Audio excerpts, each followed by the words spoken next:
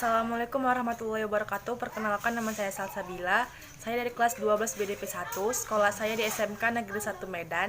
Di sini saya akan menjelaskan mengenai laporan penjualan dan evaluasi hasil penjualan. Di sini pertama-tama saya akan menjelaskan mengenai laporan penjualan. Laporan penjualan itu ialah kumpulan informasi penjualan yang disusun sebagai bahan pencatatan dan analisa penjualan.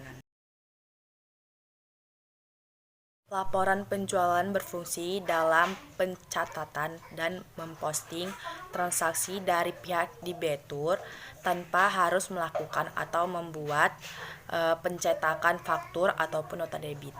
Lalu di sini saya akan menjelaskan evaluasi hasil penjualan.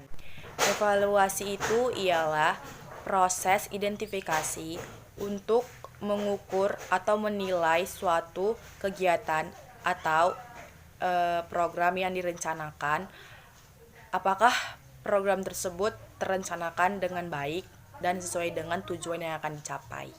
Jadi, evaluasi penjualan itu ialah suatu cara untuk mengetahui keberhasilan suatu proyek, apakah proyek tersebut dapat berjalan sesuai dengan yang direncanakan dan mendapatkan keuntungan yang diharapkan. Lalu, tujuan dari evaluasi hasil penjualan yaitu yang pertama untuk memenuhi tingkat likuiditas, yaitu kemampuan perusahaan untuk memenuhi kewajiban keuangan yang akan diselesaikan pada saat itu. Lalu yang kedua untuk mengetahui tingkat solvabilitas, yaitu menunjukkan kemampuan untuk memenuhi kewajiban dalam keuangannya. Lalu yang ketiga untuk mengetahui tingkat rentabilitas, yaitu menunjukkan kemampuan suatu perusahaan untuk menghasilkan laba-laba selama periode tertentu. Lalu yang keempat untuk mengetahui tingkat stabilitas kemampuan perusahaan untuk menjalankan perusahaannya agar stabil. Dalam menganalisis evaluasi hasil penjualan terbagi menjadi dua, yang pertama faktor internal dan yang kedua faktor eksternal. Dalam faktor internal ini merupakan faktor yang berasal dari dalam perusahaan. Faktor ini mencakup persediaan barang, prosedur dalam pembayaran piutang, komisi penjualan, dan sales promotion. Lalu yang kedua ini adalah faktor eksternal. Faktor eksternal ini adalah faktor yang berasal dari luar perusahaan. Faktor ini mencakup seperti munculnya saingan baru, lalu perubahan selera konsumen, lalu adanya perubahan psikologis, dan lain-lain. Yang pertama ada bukti internal. Bukti internal ini merupakan bukti transaksi keuangan yang dibuat oleh perusahaan untuk internal perusahaan.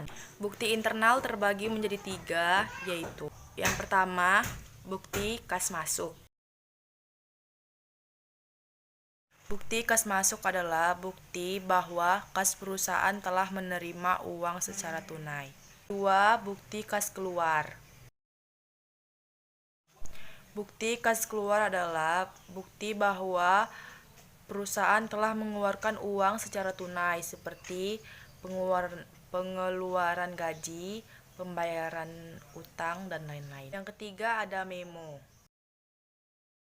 Memo adalah bukti pencatatan antar bagian atau manajer. Lalu yang kedua ada bukti eksternal. Bukti eksternal merupakan bukti yang berhubungan dengan pihak di luar perusahaan. Bukti eksternal terbagi menjadi 4, yaitu yang pertama faktur atau invoice. Faktur atau invoice merupakan bukti pembayaran atau pembelian secara kredit. Yang kedua ada kwitansi. Kwitansi adalah bukti pembayaran yang dilakukan dengan barang yang telah dibayar secara tunai. Lalu yang ketiga ada nota. Nota adalah bukti transaksi yang diberikan penjual kepada pembeli sebagai tanda bahwa barang yang dibeli telah dibayar secara tunai. Lalu yang keempat ada nota debit. Nota debit itu ialah bukti yang dilakukan oleh perusahaan untuk dikirimkan ke luar perusahaan bahwasannya ada suatu barang yang tidak sesuai dengan pesanan ataupun rusak. Demikian hanya itu yang bisa saya jelaskan dari laporan keuangan dan evaluasi hasil penjualan. Lebih dan kurang saya mohon maaf. Wabillahi taufiq wal hidayah. Assalamualaikum warahmatullahi wabarakatuh.